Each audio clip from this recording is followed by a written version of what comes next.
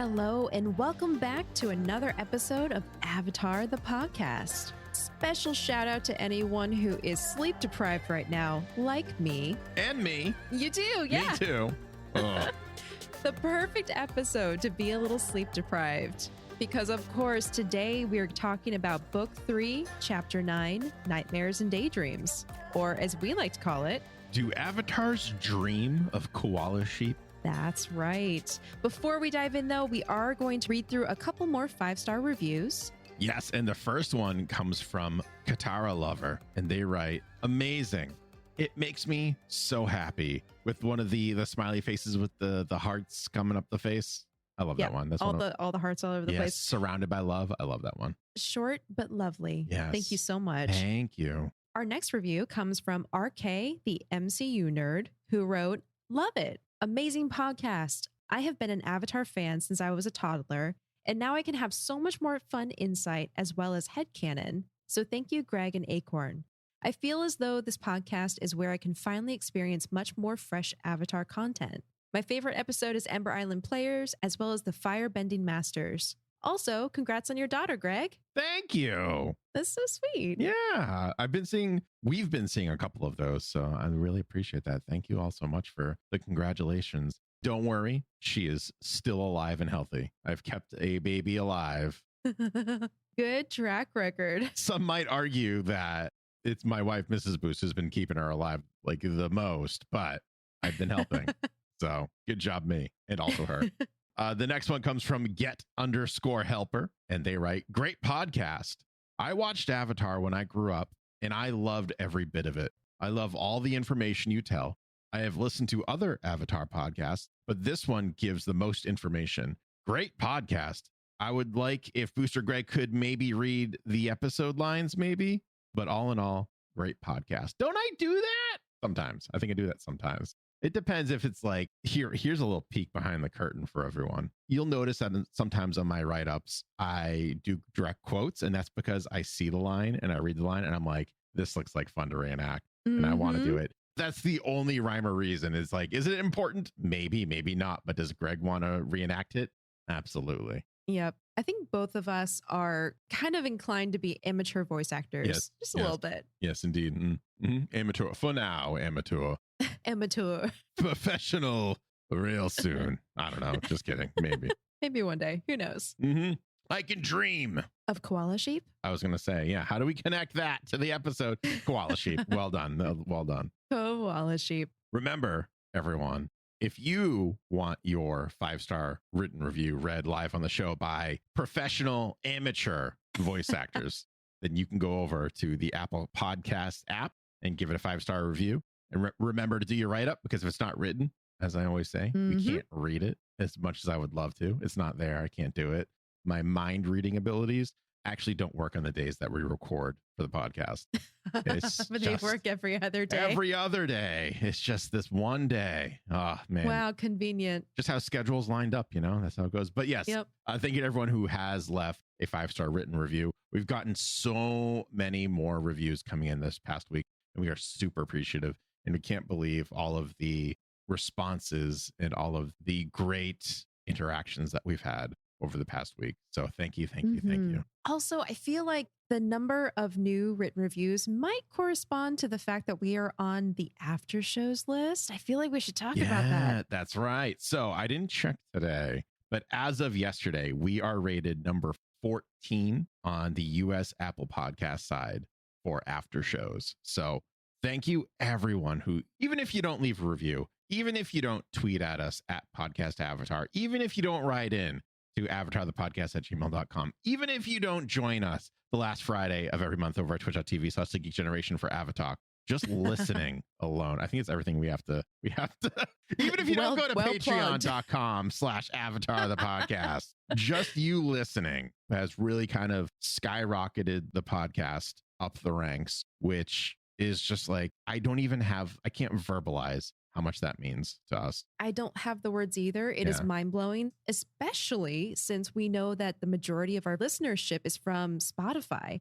So the fact that we even got on the after shows list is huge. And every so often I'll go and look at it and it's just like, it's weird. It's weird to go to this official list and scroll down and see our little podcast thumbnail, you know? Yeah, you don't even have to scroll down that far anymore. You all did that. It's wild. It's absolutely. So thank you from the bottom of our hearts. Thank you so much. We hope you continue to join us after we finish book 3 because we have so many wonderful things planned. And it's not necessarily Korra coming up next. I know. So, I'm getting excited for the Kyoshi books personally. I know I'm not alone. We've had a couple people write in about that. And it's fun too when I go to research because there are so many connections between Kyoshi and the seasons that we're currently covering. So I actually have to rein it in and not talk about the stuff that happens in the Kyoshi novels. So we have so much to cover. It's going to be fun. I can't wait to read the comics. I'm so excited for that.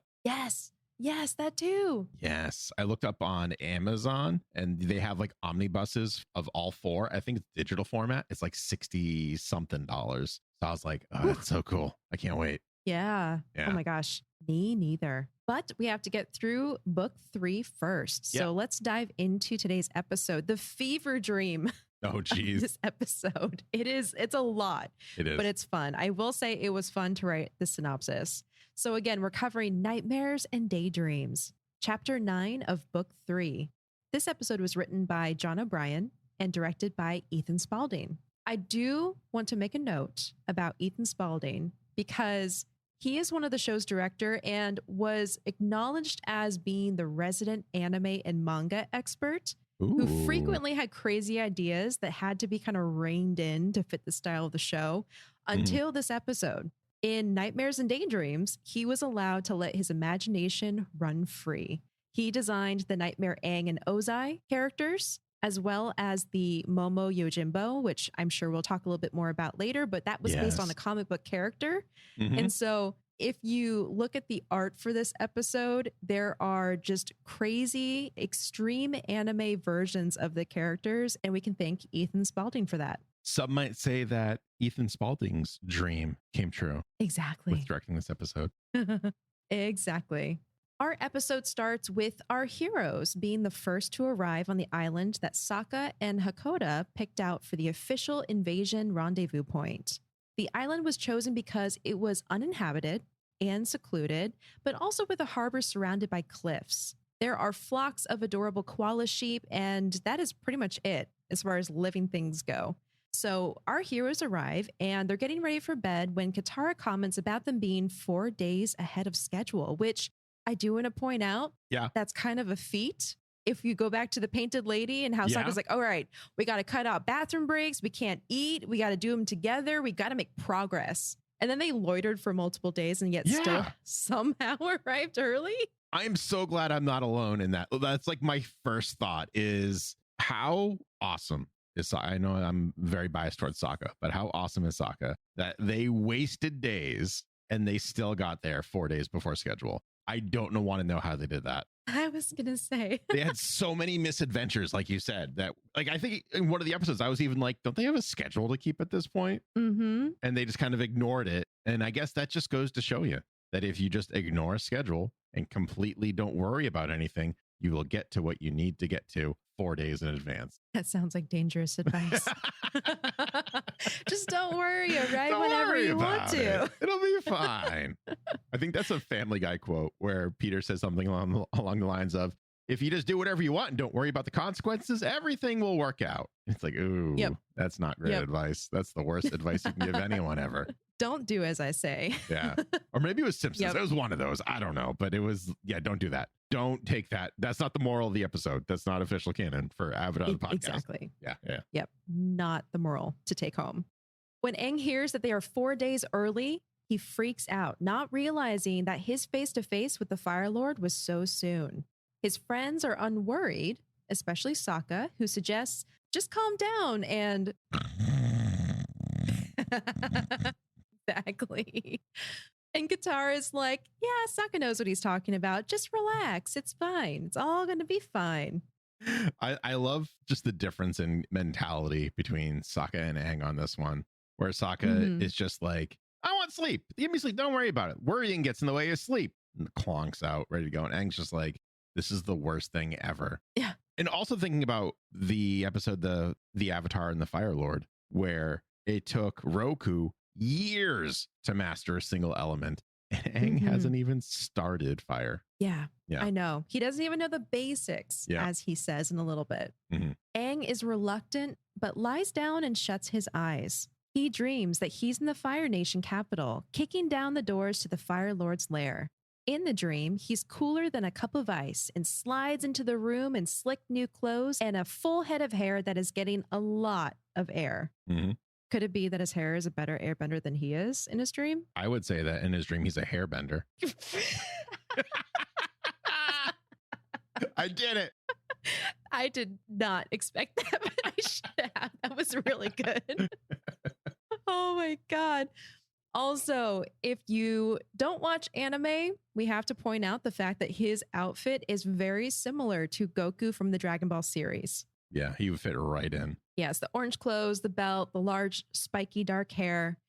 Also, I don't know about you, but there was an element to this episode. Every time he comes into the Fire Lord's lair and says what he says, it reminds me of a combination of the Boulder and his introduction, and also Doctor Strange in his first movie. Did you get that? Yeah, I got the Doctor Strange vibe. I don't get the Boulder vibe, but I get like the Dormammu, Dormammu, I've come to bargain, and just like repeating over. Yeah, I got heavy vibes of that for sure. Okay. I'm glad I wasn't alone. I actually went and watched that scene in YouTube, and I think that's the vibe I was getting. So good.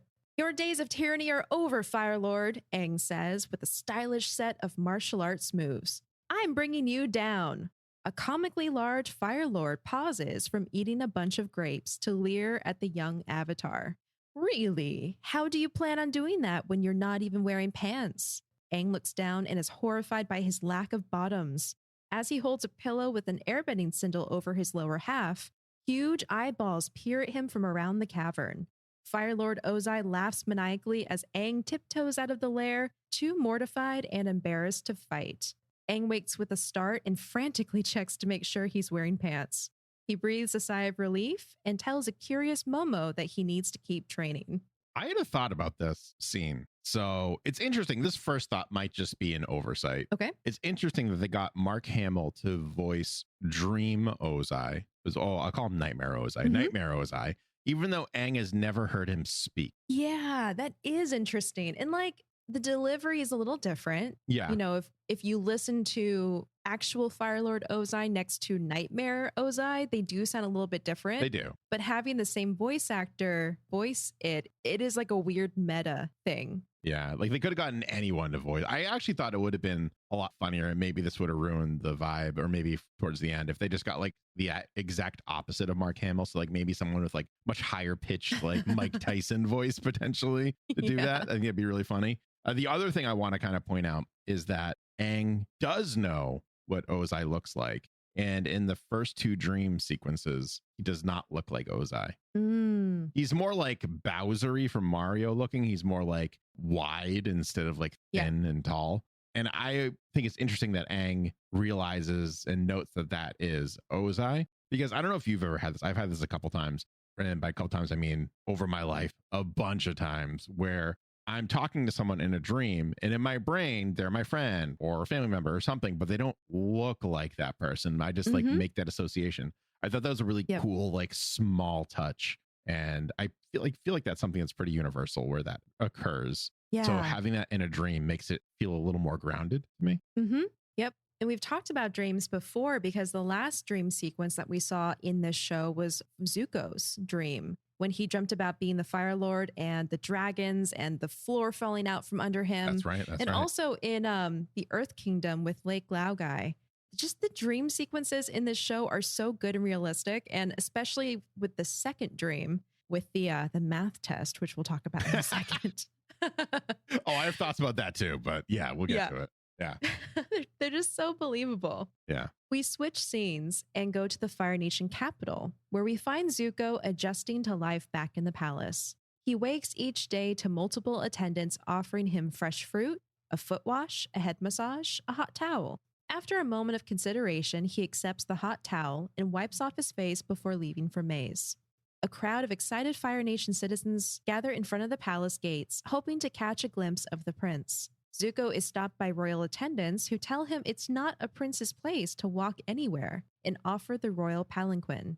When Zuko tells them he's just going to May's and it's really not that far, they insist, and he's taken just across the courtyard to May's family home. May is waiting for him, and Zuko smiles when he sees her. It's interesting to see him adjusting to life back in the palace because he seems very calm and at peace. And I actually translated that or interpreted that as being almost a nostalgic response. He remembers what life was like in the palace as a young boy. And so in all of these scenes, he has this soft smile, this considering expression, almost like he's remembering, oh yeah, this is what it was like before when I lived here. Yeah. And then it's interesting when that soft smile is like kind of broken by the royal servants, for lack of a better term, where they're like, oh, don't you want to take the palanquin? And he's kind of like, no, it's like the illusion's shattered a little bit right there, which I think is kind of cool foreshadowing. It's very subtle. I feel very purposeful. And then he's like, no, it's just over there. It's like a block or two that way. I'll walk it. It's fine. And that shows not only that he isn't the person he used to be before his exile, it shows that he kind of sees the absurdity of royal life and all of the indulgences, but it also shows that he's not comfortable accepting it anymore. And we kind of saw that with the hot towel as well. So it's very like subtle, small details here. Really cool. I agree. You're absolutely right. It's like this weird, realistic mixture of nostalgia and discomfort. Yeah. Because after being banished for so many years and basically roughing it for a lot of that, it's probably a little jarring to come back and have so much of your life controlled, even if it's just in open-ended offers, like people doting on you. Yeah, for sure. And like, large crowds in front of you. Like Zuko is now more used to living life on the road, being unseen than he is being celebrated. So very cool. Yeah. Aang is still training when his friends wake up the next morning. His furious tree punching concerns Katara, and she reminds him that there is such a thing as overtraining. You don't get it, do you? My form is bad, I'm sloppy, and I still don't know firebending, not even the basics. As he says this, his eye twitches. Katara gently lowers his hand, and Sokka reminds Aang that there won't be any firebending because of the eclipse. Plus, it's a stupid element. I love his rationale. Don't worry about it. It's a stupid element anyways. It's for stupid heads.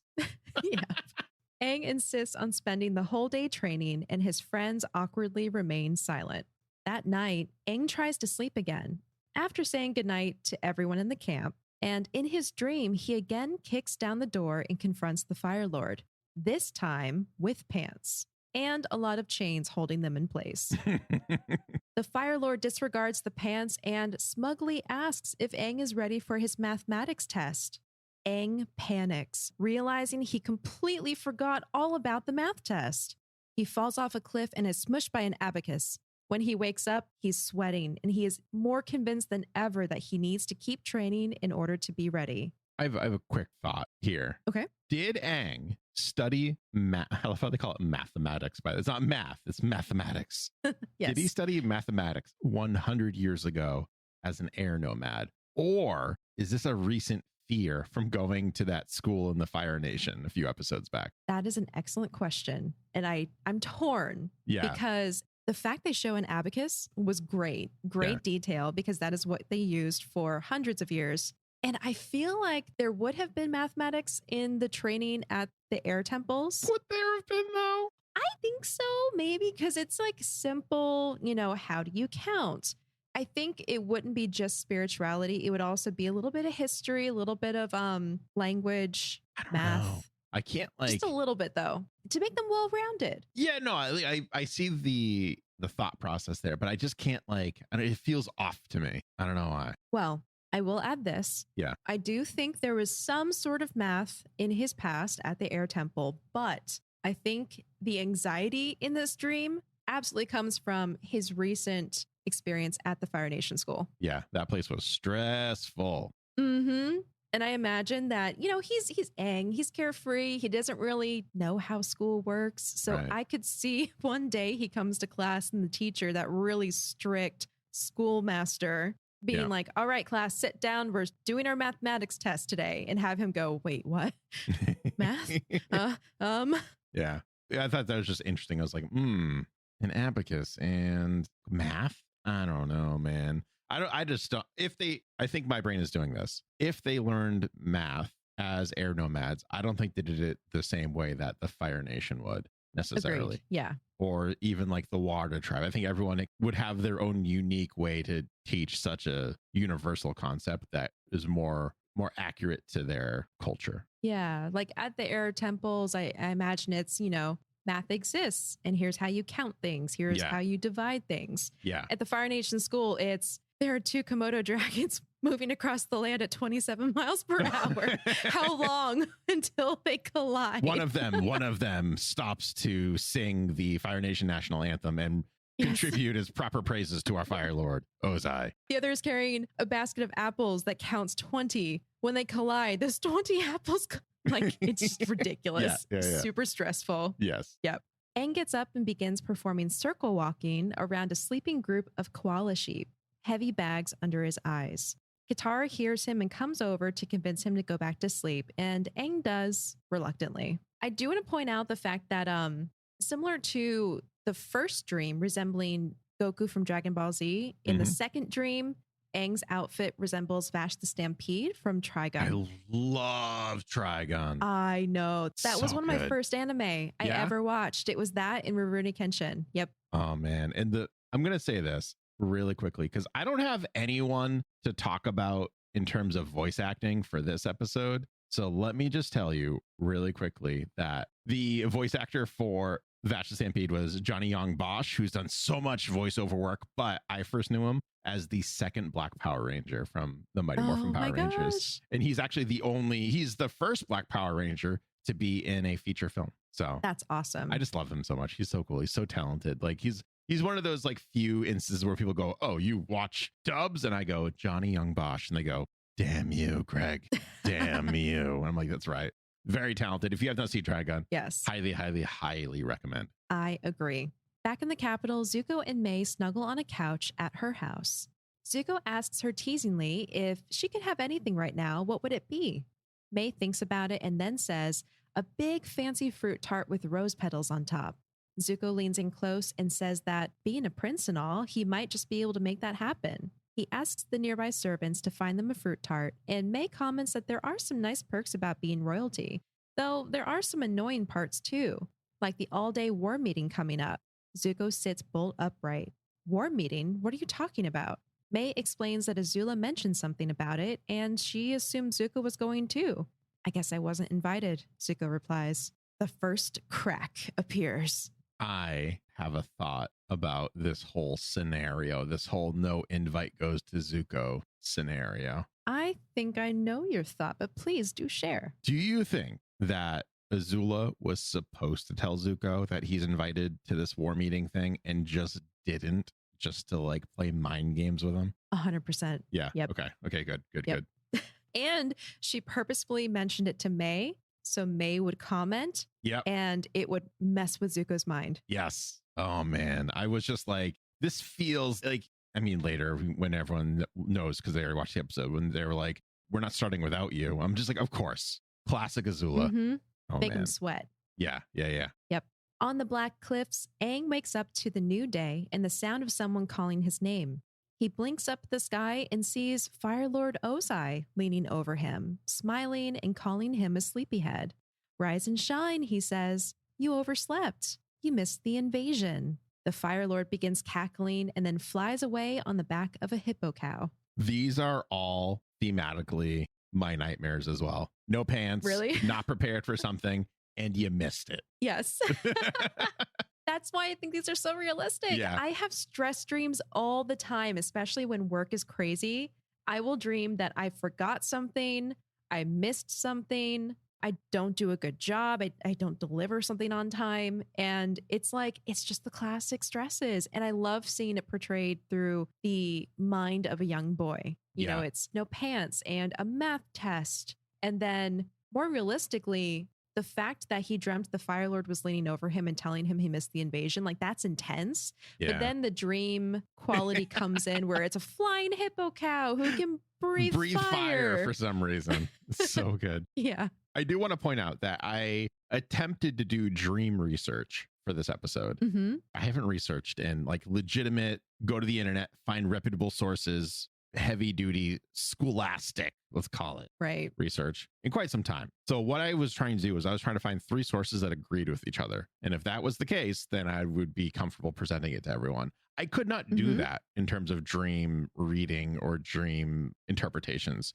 What I will say, which I think is a coincidence, but one of the websites said that when you dream of no pants, it means you have a fear of losing someone close to you.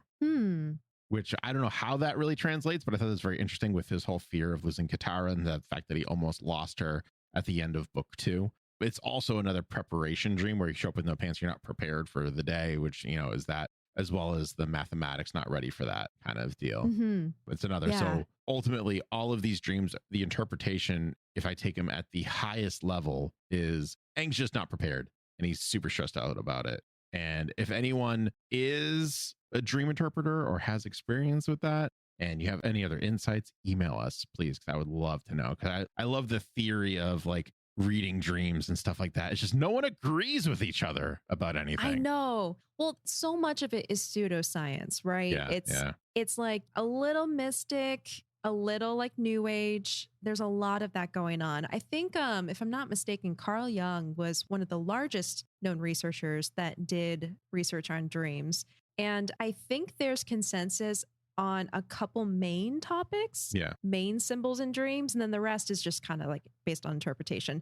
For instance, if you've ever had a dream about losing your teeth, that is 100% a stress dream. You are stressed out about something, you're worried about something in real life. Same thing goes for like dreaming if you're going to die or dreaming about glass breaking. A lot of that tends to relate to like change and stress and feeling like you're on the brink of some change, that sort of thing. But then like, I don't know, if you dream about a tree, it's like that can have so many different meanings. You don't know. Yeah, that's fair. I do want to point this out. The only thing dream wise that Aang did not exhibit that I thought would have been a lot funnier and it would have really worked out with his airbending is, you ever have one of those dreams where you're falling and you jaunt like yourself awake in real life and you feel like you just fallen back into your body? That would have been really cool to kind of see Aang do it, because his airbending I think would have manifested, so he might have actually just been in the air to fall. But yeah, I would have loved to see that. I was looking for it. I was like, they got the math, they got the no pants. Come on,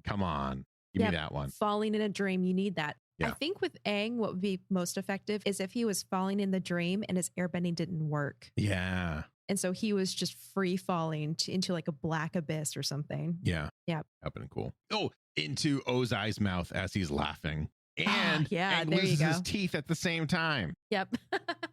We got it all. There we go. And then a glass breaks in the distance. Oh, where no. He breaks through a pane of glass and then into Ozai's mouth. Yeah, just layer it on thick. And then a single tree is there.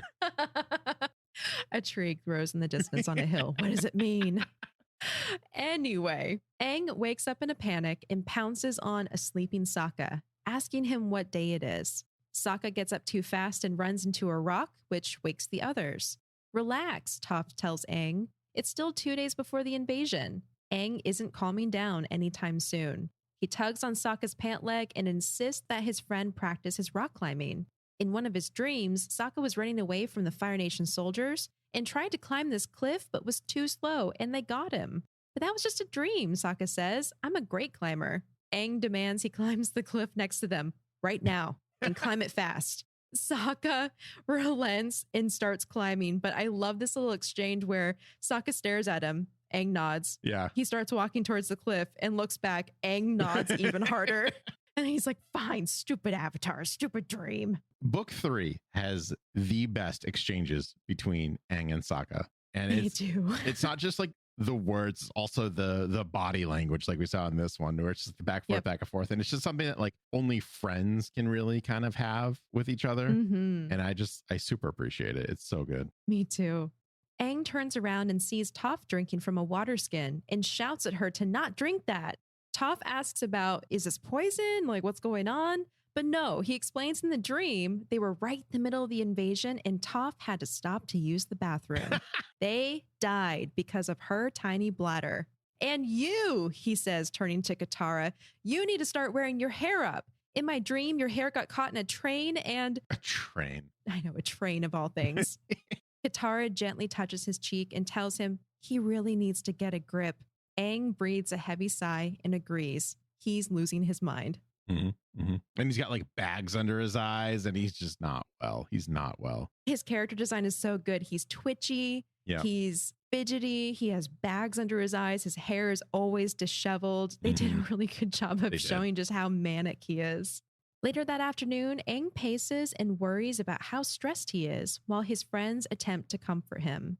Katara takes him to an enclosed rock formation with a natural hot spring and guides him through a series of yoga positions that are supposed to de-stress him. But Aang can only focus on the warmth of the hot springs and translates that into a bunch of fireballs being hurled at him and the whole world being engulfed in flames. Katara suggests they try something else. I love his thought process where it's like, I'm warm. It's really hot in here. I'm sweating and it's fire all over the place. We're all burning. We're burning alive. It's like, whoa, calm down. Yep. Aang relocates to the field and begins a pastoral therapy session with Sokka while lying against the fluffy side of a koala sheep. Sokka leans towards him in interest, wearing his Wang Fire beard, and asks in a mature therapist voice why Aang is so afraid of the Fire Lord. You said it yourself. He's the baddest man on the planet, Aang replies. I'm supposed to defeat him and save the world. Life does feel that way sometimes, doesn't it? Like we're all trying to save the world from evil. That's my best attempt at Sokka's therapist voice.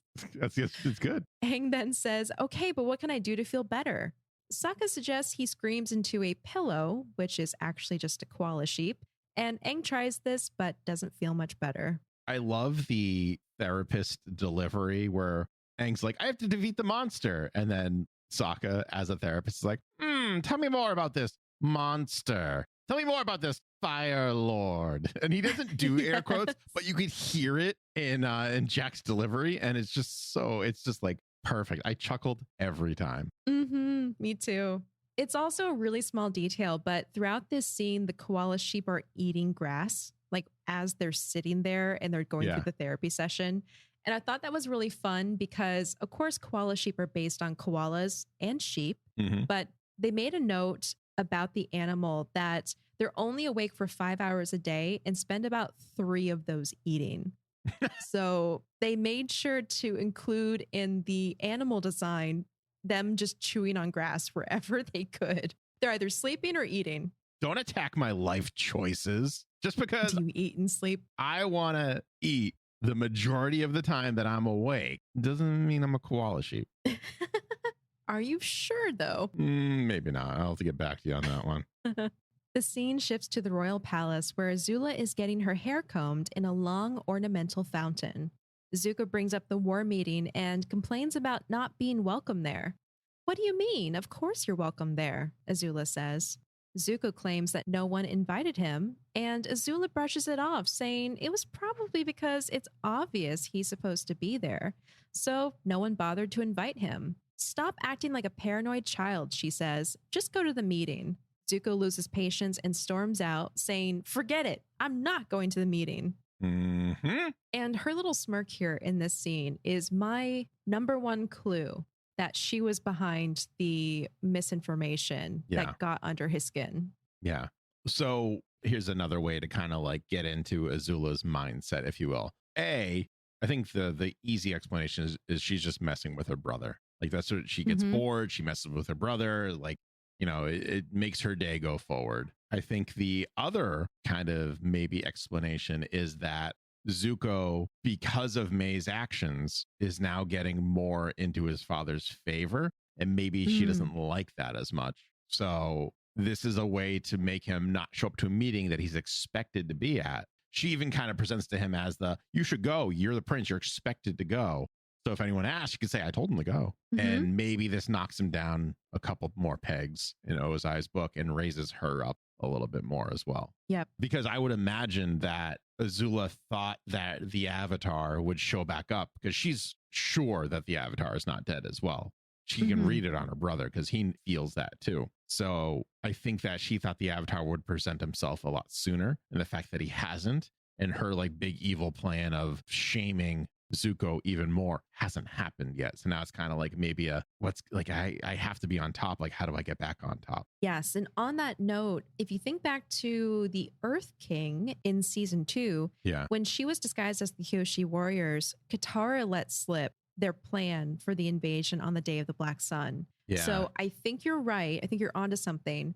She is making small tweaks and messing with Zuko while she bides her time for that invasion day. Yeah. So she's doing these like little head games and making sure to like throw him off just a little bit so he doesn't get that far. He doesn't completely earn his father's favor. He doesn't get completely comfortable and that sort of thing. Makes sense. Back on the Black Cliffs, it's Toph's turn to relieve Aang's stress. She instructs him to lie down on a group of flat-topped rock pillars and tells him she's going to pound the stress right out of him. She begins stomping, making the pillars rise and fall like little jackhammers. Aang complains of bruising and tumbles right off of them. Toph thinks for a moment and says there is one more thing they can try. She stomps the ground and a little dark ball flies through the air to land on her hand. After a moment, hundreds of quills stick out of the ball. Acupuncture, she says. Aang, however, is not a fan of this idea and promptly runs away. Good move. Good move, Aang. Probably a smart move. Yeah. I don't think I would have a blind person perform acupuncture on me, but that's just me. I don't think I would have Toph specifically perform acupuncture on me. That especially, yes. She's not known to be delicate, and that is a very precise art right there. Yeah. Yes. Also, the porcupine quills, maybe not the best thing for acupuncture. I also do like that they brought back the porcupine, and she's a little baby one. Me too. Yep. Yeah. Later that evening, May finds Zuko brooding by a window and reminds him that the thing he's worried about is just a dumb meeting. He claims not to care about it, and she's happy to hear that. She doesn't know why he'd want to go in the first place after what happened at the last one he attended. In an attempt to cheer him up, she suggests that they order some servants around. I might be hungry for a whole tray of fruit tarts and maybe a little palanquin ride around the town. Double time. The attempt falls flat, however, and Zuko doesn't respond, too caught up in his thoughts. This is really cute, too, because it shows how much May cares for him, and she's doing her best to try to lift up his mood. And they've been sharing some really nice quality time together since he's been back, as we saw in the last scene where they were snuggling on the couch. But I like the body language here where she tries, gets shut down, and then she kind of pulls away from him a little bit because she's like, I don't know what to do with you. Well, I also think it's a defense mechanism for her as well, because they've been so like intimate and attached honest with each other and attached at the hip that now he's starting to pull away and she doesn't know why. So her immediate reaction is to start building that wall back up. Yep, totally. Yeah. When it's time to go to bed on the Black Cliffs, Aang is nervous to go to sleep. Even after a whole day of de-stressing, quote unquote, he's still a ball of stress. He does fall asleep and has a surreal dream filled with Fire Nation landscapes, distorted voices, and horrific deaths of his friends. The dream ends with Aang peering up through a slab of ice at Zuko as Sozin's comet arcs through the sky behind him. The comet collides with the Earth and completely desolates it, leaving behind a flaming, barren landscape. Aang wakes, screaming, and his friends rush to his side. It's the nightmares, he said. They just get worse and worse. Nothing helps. There's only one thing I can do. I'm going to stay awake straight through to the invasion. That doesn't really work out so well. That's the Freddy Krueger strategy is what that is. This guy can only kill me in my sleep. Well, guess what, Freddy? I'm not sleeping. No. Freddy's like, you will fall asleep with your eyes open and you'll go crazy. And then I will get you anyways, which is kind of what happens a little later. But I mean, minus Freddy, obviously. But yeah. So I thought it was very interesting that everyone kind of resembles what they look like in the past. So Zuko still has his dumb top knot that I dislike so much. Yep. The ponytail. The Phoenix tail, the whatever. Phoenix tail, whatever. Yeah, I understand that there's meaning behind it, but it doesn't mean I don't like the visual of it anymore. Anyways, this is probably, hopefully, the last time I have to complain about that stupid ponytail. But I think it's very interesting that Aang was under ice looking up at Zuko, because I had very, very like heavy feelings of the end of book 1 with how Zuko snuck into the Northern Water Tribe. Yeah. And then he and Aang had that encounter in the ice cave. And I think that's actually the first time we saw a little bit of humanity from Zuko. Yep. And we understood where he was coming from because of his past. Yeah.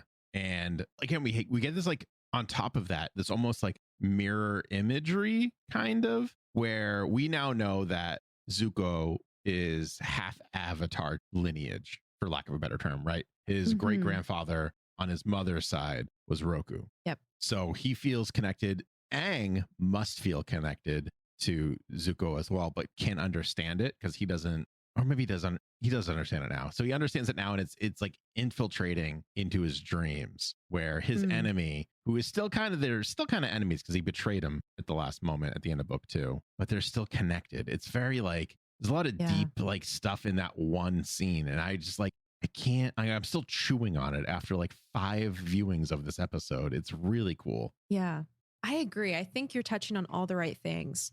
The way he looks, being from the end of book 1, the location, the comet behind him, the fact that they're separated from a layer of ice, but they're almost mirroring each other on either side, which could be based on their newfound knowledge of their family connection. Yeah. There's a lot of symbology there. And I will say it again, the team is so good at visualizing dream sequences and especially symbolism. Yeah. Also, because we've talked about the connection to anime and specific characters from anime, I do want to point out that there's a lot of connections to popular media in this dream, specifically like The Grudge, The Ring, lots of horror type movies.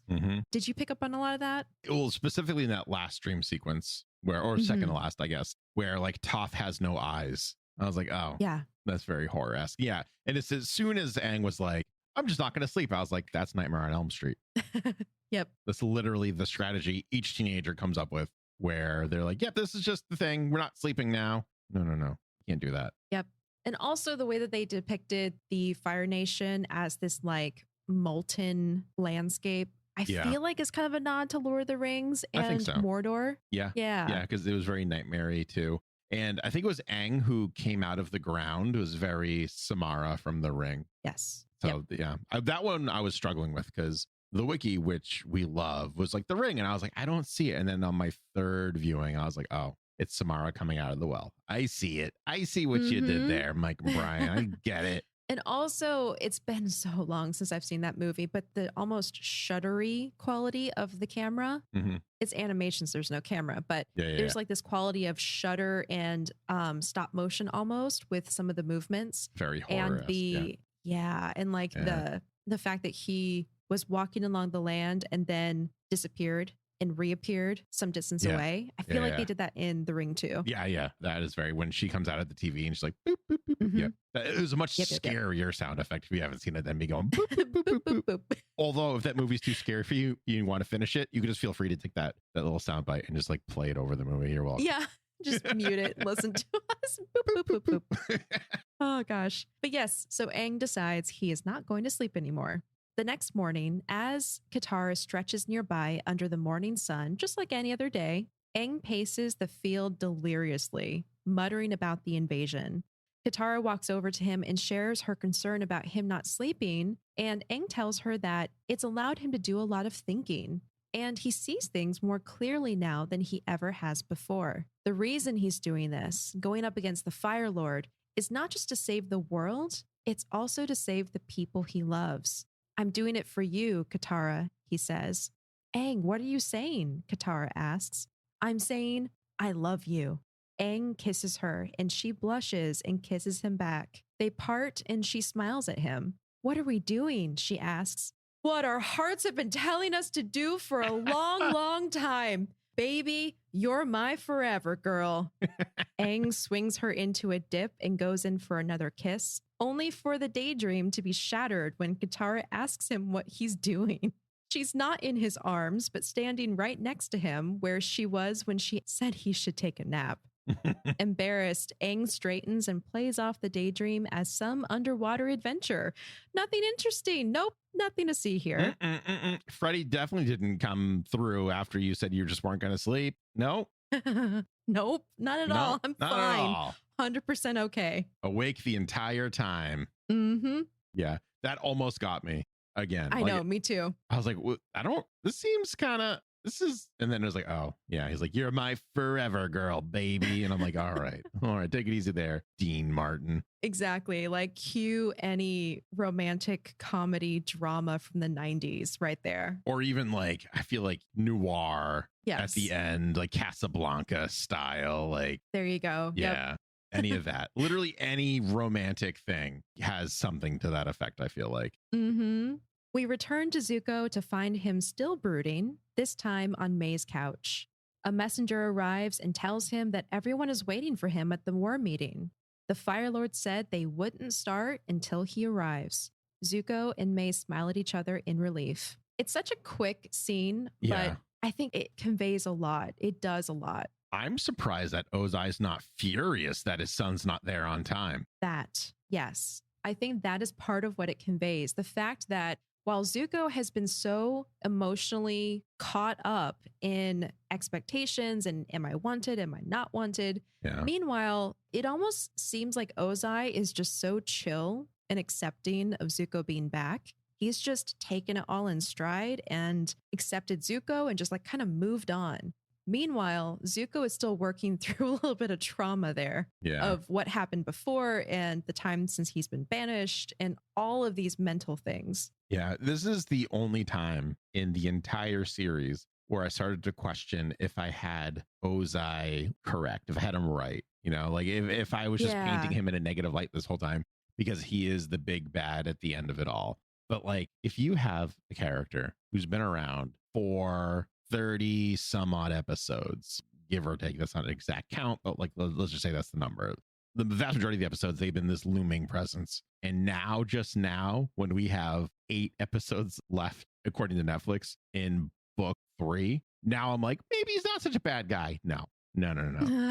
I still refuse to get on the Ozai's not so much of a bad guy train. But this one was nice that he just didn't, like, I don't know, nuke the entire village or the entire city with fire blast because the sun was late, because that's what I was thinking was going to happen. Yeah. And you expect that because you've been presented with Ozai as this certain character who acts a certain way based on both Iroh's and Zuko's memories. But if you think about it, that all happened over 3 years ago. So while Zuko has been banished away from home, ruminating on all of these things that happened to him and obsessing over retrieving his honor, meanwhile, his dad is running the country and he's funding a war and doing Fire Lord things. I actually think that he has, to some extent, forgotten the emotional charge of that encounter and has just kind of moved on. So now, once his son has come back into the picture and quote unquote regained his honor, Fire Lord Ozai is like, all right, cool. You did the thing. And I'm going to fold you into the royal palace life and these war meetings and expectations. And I almost feel like Zuko just slides right into the prince box that Ozai has like put to the side, if that makes sense. Yeah, I just think it's very, again, a small minor gripe on my part. I feel like Ozai's just not the kind of guy who tolerates tardiness from anyone. So when Zuko's not there on time, and maybe he gets that leeway for like regaining his honor and being his only heir, and he's giving him a break, you know, because, you know, maybe Ozai was a little rough on him, just a little rough on him during that Agni Kai. But like, it just felt weird to me. It's still not sitting well, and I can't headcanon my way out of it to like some acceptable degree for me. The closest might just be by saying Zuko is like a VIP right now. Yeah. for this period of time until the newness of him being back fades away. And then he's just another person in the palace. At Yeah. that point, I think Ozai would be more pissed off about tardiness. Yeah, I guess. Right now, it's like the first war meeting. Like, he hasn't done this before. Maybe he like didn't really realize. But Fire Lord Ozai is like, no, this is the expectation. You are the prince. You should be here. One and warning. like he cuts him some slack. Yeah. Maybe his manipulative sister didn't tell him the invite like I asked her to. Could be a plethora of reasons why he's not here. Yep. Yeah. Aang's sleepless training sessions continue with a tree trunk fashion to look like the Fire Lord using a noodle portrait of Ozai's face. And this is a very particular noodle portrait. He made it. It's his own. I love that one. Such a good callback. From the headband when he made it in school. Yep. So good. But at this point, he's so tired that he misses every blast of airbending that he shoots. Aang lands in front of the unscathed tree trunk and says, "You think you're untouchable, don't you, Mr. Fire Lord?" A strange voice nearby replies, "Boy, you really are starting to lose it, kid." A bewildered Aang looks around, but only sees Momo crouched on a rock. When the voice speaks again, Aang realizes that it's his flying lemur speaking to him. Momo says, "You, my friend, are just a few plums short of a fruit pie." Aang rubs his eyes, and when he focuses on Momo again, there are no words but familiar chitters instead. His friends arrive to find him trying to communicate with Momo in Momo speak and let Aang know that they're all starting to get a little worried about him. He's been awake for too long, and he's acting downright weird. Appa adds, "You've got to take care of yourself. You can't go on like this." You've got to take care of yourself. You just can't go on. Come on. It's D. Bradley Baker does such a great job with both real voices for Momo and Appa. It's amazing. Yes, they made a note about that for this episode, saying that because he was the original voice actor for the animals, making animal sounds, it of course made sense for him to do the dialogue as well. And he really took care and attention in translating their animal sounds into people voices. Yeah. And I agree. It's great. I also think Appa kind of has that same tone or same cadence as a psychiatrist. Or as, you know, like a therapist where it's like, just like very warm, very like, just like gives me that vibe. And maybe it's because we had that vibe from Sokka a little bit, but like not as warm, but it's very caring, nurturing. Like, you just got to take care of yourself. And yes, Momo is just like this Danny DeVito, Joe Pesci, not Joe, but more Joe Pesci, I think, kind of like look, kind of vibe to it. It was just perfectly done. Like, well played, well played. It's so good. Also, the fact that Momo is the more negative of the two and Appa's the more compassionate and empathetic one, I think also ties to their characters really well. Because we even mentioned in the last episode that scene where Momo comes over to Appa, who had just received a cabbage, and chitters at him like, yeah. And then Appa like pauses for a second and then spits out the cabbage for his friend to take it. It's like, I like the personification in their characters. Also, in the storm, Sokka makes a comment about when he thought he could talk to Momo, and Momo said some very unkind things. Yep. So that also is in line with his human character. Yeah, it's really good. After hearing Appa speak, Aang groans and tells them all he appreciates what they're saying, but the stress and the nightmares are just too much. Staying awake is the best way to deal with them. "Yeah, leave the kid alone," Momo says from the rock next to Aang. Appa frowns and points a finger at him and replies, "Hey, who asked you?" Aang tries to break up the impending fight, but can't. He asks Sokka what they should do. "About what?" Sokka says. "About that." Aang points to the clearing where Momo and Appa are now dressed as samurai in front of a backdrop of bamboo and falling cherry blossom petals. The two animals face off, Appa with 3 swords for his many paws, and Momo with just 1. Suddenly, they charge at each other. They block each other's attacks, and a cheering crowd of koala sheep call their names. "Appa! Momo! Come on, guys, we're all on the same side," Aang calls. Suddenly, Guru Patik drifts by on a shining cloud, singing about tasty chakras. The fight wears on, the koala sheep cheering, the Ozai tree stump boxing nearby, and lines of rocks slither across the grass and begin to form a circle around Aang. They also form waggling columns nearby. Aang stands in the middle of it all, bewildered and overwhelmed. Finally, he runs away screaming about needing to jump into a cold waterfall. Something I want to point out, which maybe coincidence, maybe not, but I thought it was really cool and interesting. Appa is wearing samurai armor because, in my opinion, there was that quick scene where Sokka is trying to make armor for Appa leading up to the invasion. So Aang acts like he didn't really see it or notice, but his subconscious did, and just puts the armor in the form of samurai armor on Appa. Totally. Which is hilarious. So funny. So funny. And it looks like, well, we'll see this next episode, but the armor is the same color scheme as the armor that Sokka is making and looks very similar as well. So it's just like, yeah, so good. Momo's design actually has a few kind of different inspirations. One of them is Miyamoto Usagi, who is, I always want to say he's a manga character, but he's actually not. The publisher was actually Dark Horse Comics, which was right here in the States, which is really cool. Dark Horse has also done a lot of other properties that you might have heard of, like The Mask, as in Jim Carrey's The Mask. That was originally a much darker comic book. Kind of got the Hellboy series, a whole bunch of really, really cool stuff like that. Also the Avatar comics. Also the Avatar comics as well. You also might have recognized him if you are an 80s or 90s kid as a character from the Teenage Mutant Ninja Turtles, where he's not really from there, but he made a couple appearances, which is really cool. I never read any of his books, but I hear really, really good things about it. There are also a couple other design aspects that are kind of borrowed and adapted, I guess, for lack of a better term, such as Toshiro Mifune's character. I'm butchering over this. I'm so sorry, everyone.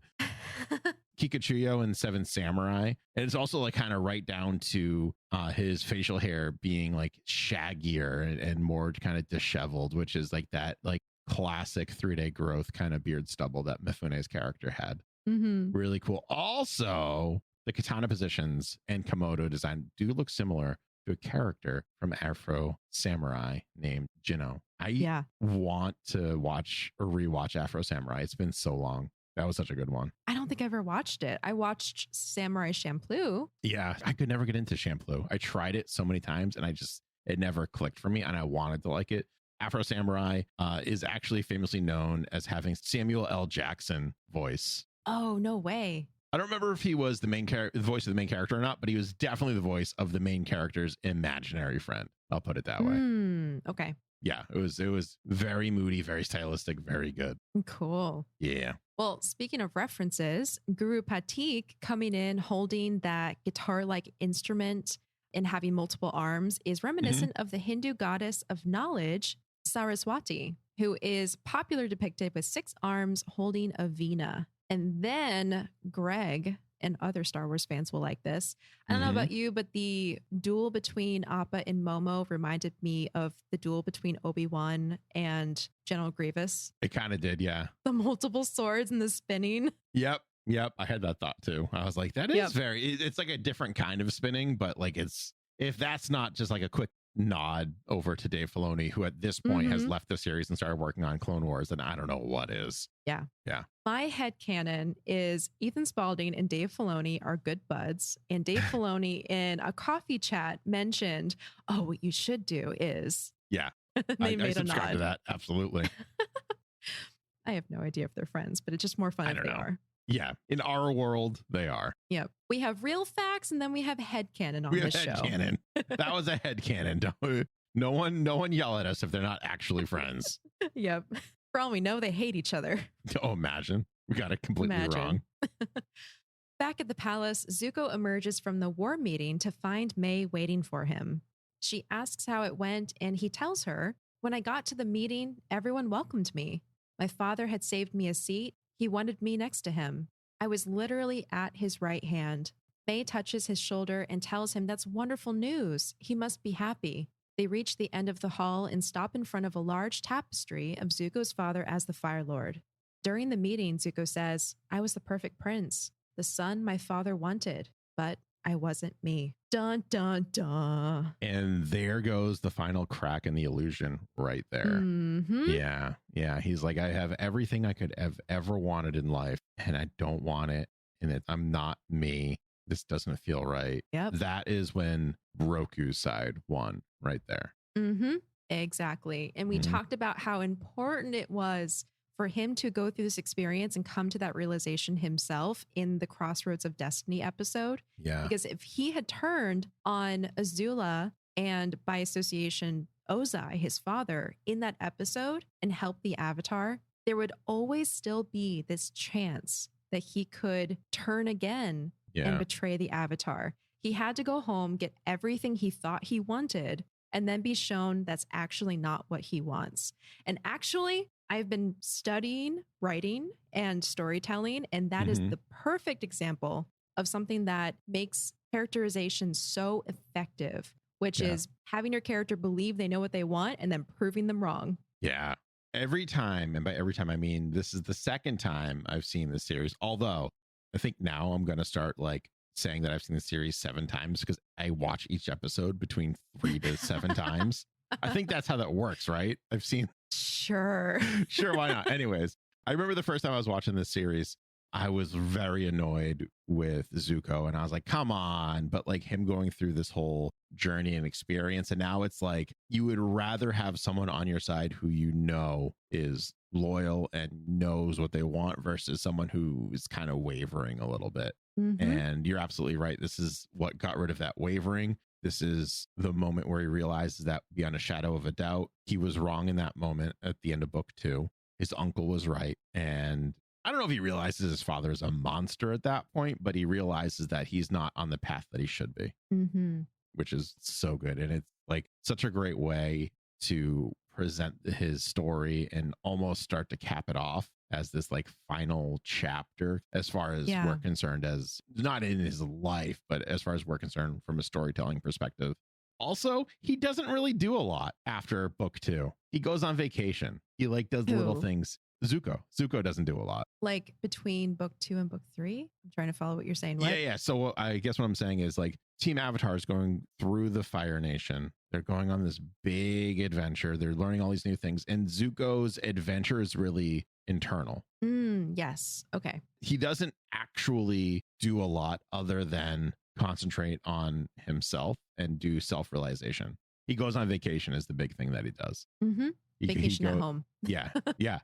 Or even not even vacation at home, but he goes to, what do you call it? Oh, yeah. Ember Island. He goes to Ember Island. So like that's the big thing that he does throughout book 3 so far anyways. Granted, this is episode 9, so we're about halfway through, maybe, you know, like right around that mark for the season. But he's done so much and yet has done nothing, really. It's very interesting. Like this whole Zuko thing. I cannot wait for him to actually start like, I guess when I say he doesn't do anything, he doesn't firebend anymore. To me, that's all that matters with Zuko. There's no action scenes. He's not doing anything. More action. Meanwhile, the internal conflict is like dialed up to 10. It really is. But like, picture this though. You're Zuko's best friend and you're just watching him and he's not physically doing anything. You're just like, this guy's not doing anything. And inside, he's got like Fang and Sozin's dragon fighting at like kaiju levels and destroying his psyche and tearing his soul apart. But he's just sitting there brooding in a corner. Oh my God. That's the perfect illustration opportunity. Yeah. Show Zuko in a corner brooding in the dark, like Aragorn style. Yeah. In the Prancing Pony, where he's just like brooding in that booth with his hood drawn. But meanwhile, there's a thought bubble above him, and there's like a massive kaiju fight between Sozin and Fang the dragons. Yes. Absolutely. Oh my gosh. You know, if anyone out there wants to illustrate that, we would absolutely love it. And we do plan on having an Avatar soon where we feature all the fan art that has been submitted to us. So if you feel so inclined and inspired, please do, and we will feature you soon. Yes. Later that night, as Aang is walking across the field in an exhausted stupor, mist surrounds him and he sees what looks like a fluffy cloud ahead. He pokes at the cloud and inspects it, believing it to be another hallucination. But his friends emerge out of the mist and tell him that this is a surprise for him. They spent hours working on a fluffy bed made out of the koala sheep wool so he can get a good night's sleep and hopefully take the crazy away. Now that days have passed and the invasion is tomorrow, Aang feels like he can't sleep at all. But Katara assures him that he's ready. She's watched his progress and knows that he's brave enough and strong enough. Sokka and Toph agree, and this finally sets Aang at ease. He lies down on the fluffy new bed and drifts off to sleep again. This time, when he dreams about kicking down the Fire Lord's door, he's prepared. Your days of tyranny are over, Fire Lord, Aang says. Really, the Fire Lord replies. You're going to take me out? You're not even wearing pants. Aang smirks and lifts his sword. No, Fire Lord Ozai, you're not wearing pants. Ozai looks down and shrieks because his royal parts are showing. He holds a pillow with the Fire Nation insignia on it and bellows in embarrassment and anger. From his fluffy koala sheep wool bed where he is deeply asleep, Aang smiles. The end. This is my least favorite trope in writing. What ever. is? It's, I can't do this thing. We spend an entire episode not being able to do this thing. And then their friends go, you can do it. You're right. I can. It was a little weak, but we needed a wrap up of some kind. Yeah. So yeah, this could have gone on for a very, very, very long time. So to me, it felt like a very quick, all right, like, come on, wrap up the fun episode. We got more things to do with it, a little more serious along the line. Mm-hmm. The DCCW verse does this a lot, specifically the Flash, where the Flash is just like, I can't do this. And then Iris is like, you can do this. I love you. And he's just like, you're right, Iris, with the power of your love, I can run faster now. And I'm just like, oh, God. Come on. Gag me with a spoon. Yeah, it was very annoying. So this, I understand it needed to wrap up because we have like the beginning of the end to really get to. But it was just, yeah, it was just kind of like, it was a fun episode. I was so jealous that you got this episode to summarize. Really? Like I loved all the episodes that I've summarized so far. But when I watched this, I was like, I am so jealous. Mark Hamill doing a goofy Ozai voice was just so good. It was so much fun.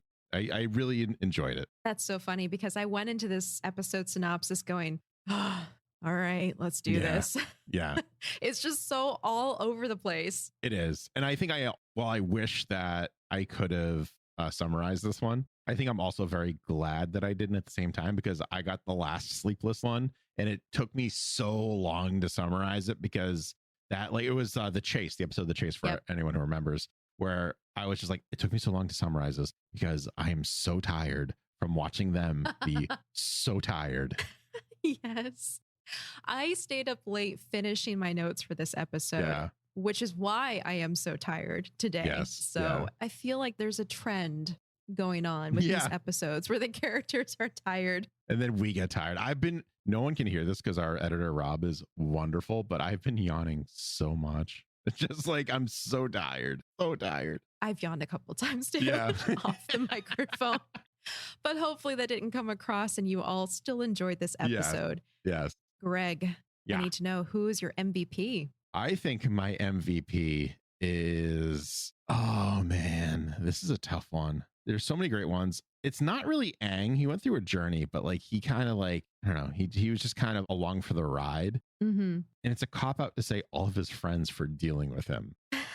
But I think, you know what? I think it's going to be Zuko for me on this one. Zuko for finally coming to what we all knew all along and realizing that what he actually wanted isn't what he wants. Mm-hmm. So that's very powerful. That's the very mature thing for him to do. Like, it would have been very easy for him to just give in to the pleasures and the convenience of royal life and being brought everywhere and having adoring fans around you all the time. But that's just a little too shallow for him, for lack of a better term. Mm-hmm. His destiny doesn't lie within the palace. It lies elsewhere, and he feels it now and he knows it. And now it's just a matter of time before he acts on it. I 100% agree. B-plot. Yeah. B-plot is the MVP. Yes. Yep. I agree. Because while the focus was on Aang's sleepless anxiety, I agree. I feel like he was more along for the ride. He was reacting to things. He wasn't really making decisions that moved the plot forward. Mm-hmm. Meanwhile, Zuko was coming to terms with his internal conflict and realizing what we've been waiting for this whole time, that he is not the person that his father wants him to be. He is more in line with Roku's side of the family and his influence. Mm. So this, in effect, sets things up for change to happen in the story coming up. So yeah, for that reason, Zuko is my MVP as well. Yeah. What about the moral of the story? The moral of the story is, what did I say was in the beginning? If you just go ahead and do whatever you want, eventually it'll just work out. No, that's not the moral of the story. No, don't use that. Terrible advice. I think the moral of the story is please get some sleep. Yeah. I think that's the moral of the story. Which means we need to take our own advice. Which means we need to go to sleep. Yes. Get your 8 hours, folks. Sleep is important. Count those koala sheeps if you need to. I think ultimately the moral is there's such a thing as over preparing and overburdening yourself with responsibility. The show has been very good at balance in terms of A plot, B plot, serious versus goofy and comedy, action versus, I hate to say this as an opposite, but action versus like character development and self-reflection in action almost. And this episode is really kind of driving it home where it's fine to prepare, but you have to rest as well. You have to take care of yourself, because if you don't, you're just going to fail. And that's what you fear most at this point. Mm-hmm. Yep. That's where my brain landed too. Everything in moderation. Yep. I think is what it comes down to. You know, moderation and balance, which is something I personally struggle with and I am always working on, trying to moderate my hobbies and the amount of time I put on things and getting enough sleep and taking care of myself, self-care and all of that. So I think that it's definitely a huge part of this episode. Yeah, absolutely. Everything in moderation, says the man who bought 60 cookies, like 60 individually wrapped cookies from Amazon. Yes, variety pack. I wanted cookies. Moderation. You didn't get the 120 pack. Yeah, you see? That's exactly right. Moderation. Exactly right. It's only 60. Yeah, come on. Am I eating cookies every day? Maybe. Is it for breakfast? Could be. Are they delicious? They could be less chemically tasting. Oh, no. I hate that. I also feel like we're delivering a lot of mixed messages right now. So everyone, do not do as we do.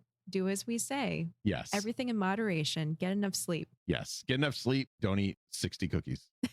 Yep.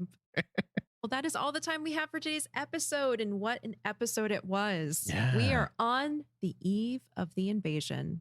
We are on the eve of the invasion. And remember, if you need anything to do and you're caught up on all the episodes and you've already listened to Secret Podcast, and you've read the blog post, you've done all the Patreon content, you've seen all of the Avatar episodes, and you still need more to do. Well, my friends, come join me over at twitch.tv/BoosterGreg on Monday and Friday evenings at 8 p.m. Eastern Standard Time. On Mondays, we play games all night, and on Fridays, for the first, let's say hour or so, half an hour to an hour, we call up a friend and we talk for some time. And sure, there's a format. Do we follow it always? No, it's just great. It's just a good time. It's just friends being friends, and you can partake in the conversation as well. You can also find me on Twitter, and I've been starting on my TikTok again. So go look at the TikTok and give me all the likes so I can feel better about how much time I spend on editing those videos. Right. Booster Greg, all over the interwebs. Also, I think we're going to make this announcement now where our own Avatar the Podcast TikTok is up. So it's up. There's content on there right now. So go give that some likes and stuff like that. What are we going to do with it? We don't know, but more to come. More to come. We'll figure it out. There'll probably be a lot of goofy stuff on there. I have an idea for a new one as we're talking right now. So you'll have to wait to see what that is. Perfect. And you can find me all over the interwebs at Acorn Bandit. You can also head over to joysans.com where I create enamel pins. That is JOISANS.com. But basically, you can find me everywhere at Acorn Bandit. Nothing as exciting as Phone a Friend Fridays, but I will also throw in that TikTok is new. It's shiny. Go give it some love. Oh, and Acorn was on an episode of Phone a Friend Friday, so you should all go watch that one. You're like the second one, I think. Yeah, and if you're not familiar with Twitch, if you go to twitch.tv/BoosterGreg and click on videos, it'll have a backlog of what we call VODs. So you can go check out our conversation for Phone a Friend Fridays, and you can also check out other clips and highlighted content from Greg's channel. Yeah. Coming up next time, the Angvengers assemble. And Iroh's next move. All this and more next time on Avatar the podcast.